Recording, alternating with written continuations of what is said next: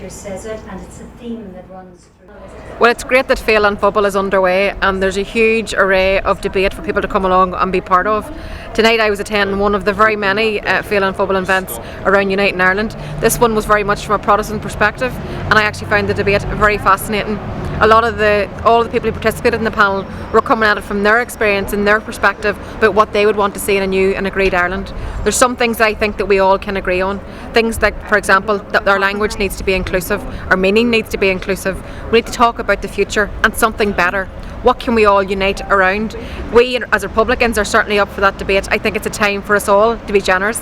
I think it's a time for us to engage in the conversation about uniting Ireland. There is something much more better for us all. Partition has failed us all equally, and I think if we can have this conversation, an inclusive conversation, a mature conversation, it does not have to be a rankers conversation, but it needs to be not just Republicans talking to Republicans. It has to be Republicans talking to others that want to be convinced, that are open to being convinced, and let's plan something better for us all together in a new Ireland context. I thought it was very interesting. The Féile has created a great space for conversations, and this year that conversation, as with the general public, as with society in general, seems to be moving towards the future.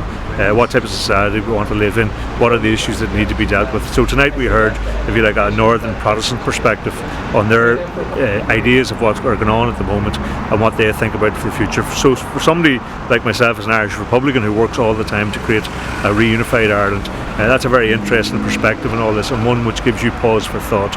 Because it's not just the general political opposition that you hear from within unionism, but actually a more thoughtful, and I'm not saying unionism isn't thoughtful, but a more thoughtful perspective from within the Protestant unionist community that perhaps we don't get a chance to listen to. So it was a very interesting discussion, and these are very, very valuable discussions which I think are a forerunner for more formalised New Ireland Forum type discussions that need to be organised and need to have involvement right across the board, across the entirety of this island, involving all sectors of society, all political opinions, all religious opinions, and those who have neither religious or political opinion, to be involved in this type of discussion about the future of this island and how we build a better society here for all the people that live here.